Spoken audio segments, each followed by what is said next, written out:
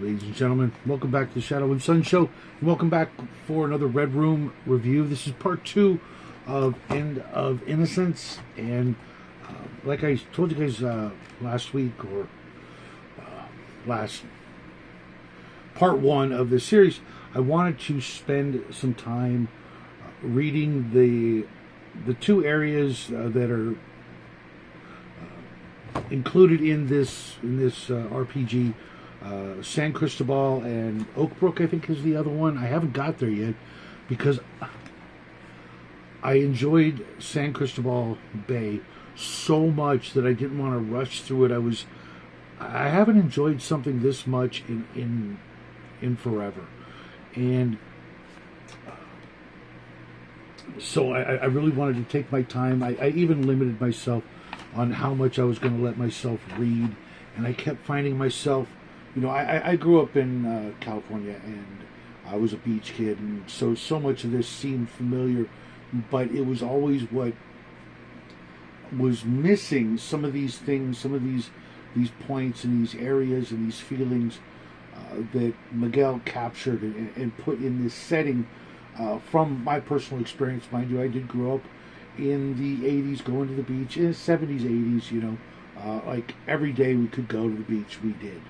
Not just the summer, and we were able to take the bus, my brother and I, and, you know, drop a quarter in the slot and off to the beach we'd go, and we'd spend the night, just me and my little brother. We could spend the night, and nobody would, you know, abduct us or anything crazy, and we'd, you know, be able to come home the next day as long as we had another quarter to get back home, which was, you know, usually the case. We could, you know, spend 24 hours, be gone with $1, and 24 hours would you know, would be all it took. And I gotta say that after reading this, I don't know what is different for you, Miguel and Sylvia, when you wrote this, but it's clearly not just because it's not, you know, adult oriented and you know, dirty and gritty and degenerate and things like that. This is actually one of the most wholesome things I've ever read in my entire life. And you know, maybe try your hand at it again. You know, maybe even write a short story or a novel, because you just nailed it here. So many things just seem to be just like.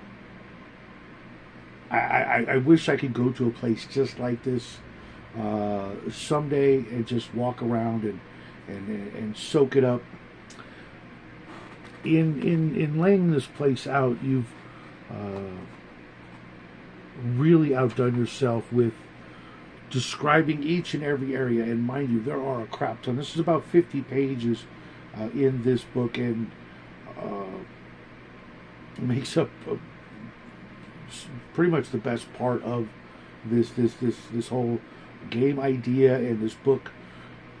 The attention to detail you put in here with the description of each area, from, you know, the beginning to the end, with you know, the whole area as a whole, and then each individual area. And I talked to Miguel, and he said, you know, this probably would take place somewhere in like Florida, maybe California, maybe somewhere in Texas, along the Gulf Coast, and somewhere out there. I know there's a place just like this. He also told me that he was highly inspired by a Spanish television show, and I should have. Let me see if I can pull that up while I'm talking. I'll probably butcher the name, of course, but. Of the TV show, but hold on, just bear with me a second. I should have done this beforehand and been ready, but no, I was too excited to get to actually read and finish this up today. I was looking forward to it all day.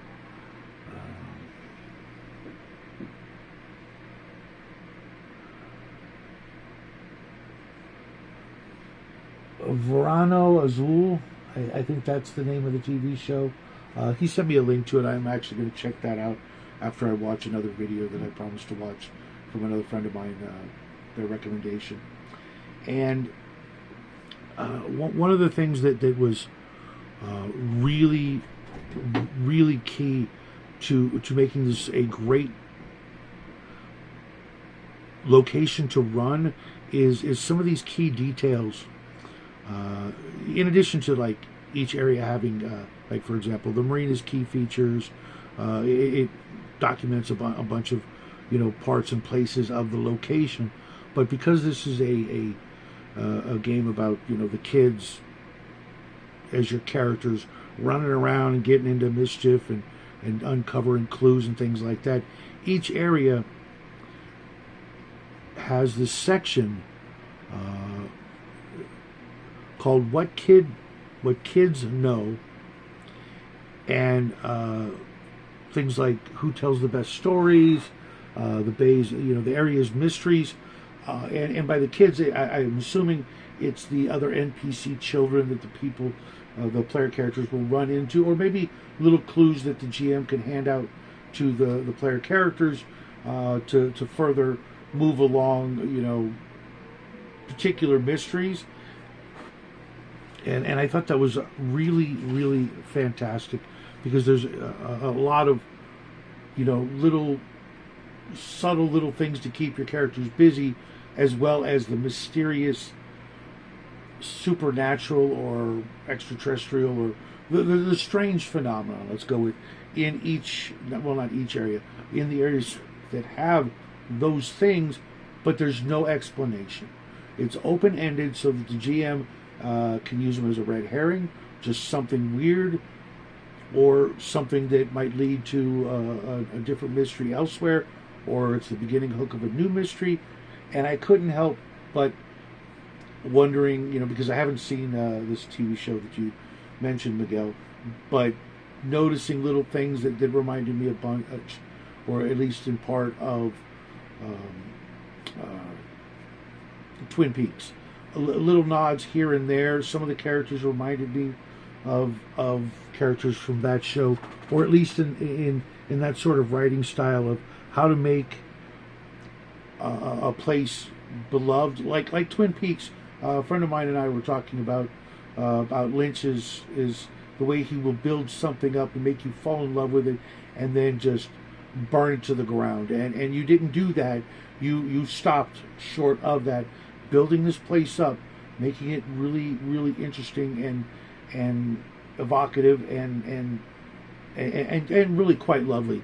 And I hope that when you make a sequel to this, or if you ever run this for anybody, that I get a chance to be in it, that you won't just just pull out the chainsaw, just trash it, and keep with that spirit. I think I could also sense a bit of Ray Bradbury's trilogy in this as well. And then when you thought you've had enough, and you've gone through all the areas, and I mean there are a lot. You really outdid yourself on this one when it came to writing up and statting out without numbers all the different locations and all the cool things about them. Then we get introductory scenarios. I think there's 4 of them. The Ghost Fleet Returns, Horseshoe Crab Guardians, The Locked Boathouse, and The Curse of the Missing Trophy. And then there's another page of 12 more little mini adventure hook ideas. And each one of these 4 that I just mentioned, I saw like the sort of Encyclopedia Brown, Hardy Boys, Nancy Drew version, but then I saw the David Lynch version where you could just go full, just awful. The let's say the G and the PG rating all the way to the X or the R-rated version. Either way for each of those stories, as well as the mini 12 ideas. I was thinking of drug smuggling and murder and revenge. And I wanted to ask you if you'd ever seen, Miguel, the old 1970s, 80s movie Ghost Story, because I was getting some vibes off of that when you were talking about the NPCs, which I'm going to get to next after the the random tables to randomly create an adventure. And to be honest, after all the stuff you've already done, I think you didn't really need those charts to roll up random adventures, because if you just, introduce the characters to the town, that's going to get them just off to the races with no problem. The NPCs, again, in this book were done to a level I haven't seen before. I think I've reviewed like 13 Red Room. This is like, I think, number 13 or 14 Red Room games. I need to make a playlist for you folks. And here, these NPCs were really no stats, none needed, to be honest. Which is something I was also like in awe of, how well you describe these characters, to where I'm pretty sure any GM worth of salt could stat out these NPCs and would probably be within 1 or 2 points on each of the stats without being told what to write. So kudos on that. But each character has, their history, personal background, public role, relationship with the kids or the youth, and then unknown aspects of each character, as well as special roles they might play, and what secrets they're hiding or watching over or guarding or maintaining, if you will, about the different aspects of the town. And there's so much left unwritten that any GM could really go in 100 different directions, if not more, and really make this an absolute special place, which gets me to my final thoughts before I will be reading Oakbrook. Also, the art here was very nice, a little subdued compared to the usual artwork, and I think that was actually done perfectly. I don't know who did some of the art. I'll look at that later. But me, and I think it was Mike Dimart or someone else, we were talking about how this would make for a great campaign, starting with this game and then going into Conspiracy Files, kind of like how Fox Mulder had his backstory with aliens before he joined the FBI, and his reason for joining the FBI was to get to the X-Files and find out what happened to his sister.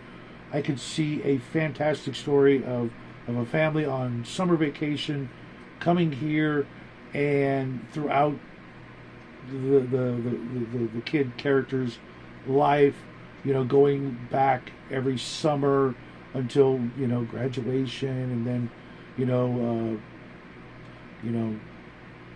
moving away, moving back to his or her life, growing up and going off to college and things like that, always remembering this place. And then, some either being pulled back, one of the friends, sends a letter, I need your help, you got to come back to San Cristobal Bay or something like that, or just, being part of the backstory as the character or characters go off into, like the FBI, the X-Files, or something else. But it would make for a great like extended Session Zero, like a Session Zero campaign before the original campaign, or before the grown-up campaign, where you could, stop pulling punches and not killing characters off with grisly, axe-murdering, psychopathic villains and things like that.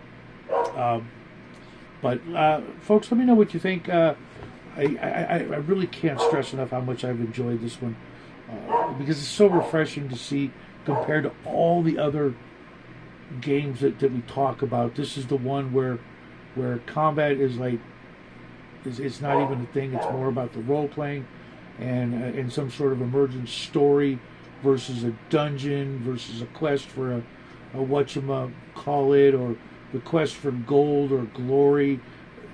Just something, more down to earth, but yet at the same time has all those qualities of the X-Files, of Erie, Indiana, and Goosebumps, and all the Hardy Boys, and all those great things we enjoyed as a kid before we all got jaded and became the power gamers that we are today. But that's what I've got for you this morning. I hope you guys enjoyed. Hope you guys will pick it up, even if it's just because you need something to escape the whatever it is you look to books for to escape from your mini vacation. I can't think of a better place to visit than San Cristobal. I will come back to read this from time to time. I can just see it now, unless this TV show proves to be somehow in English, but I'll let you know about that later as I step in it. Until then, folks, I will see you guys in about 45 minutes with Second Breakfast. Miguel, Sylvia, thanks again. I owe you guys one for this one. You really made my month, let's just say. And everybody else, I gotta go see what my dog's barking at because it's like 10 o'clock at night and he's being a knucklehead. I will see you guys all in the funny papers.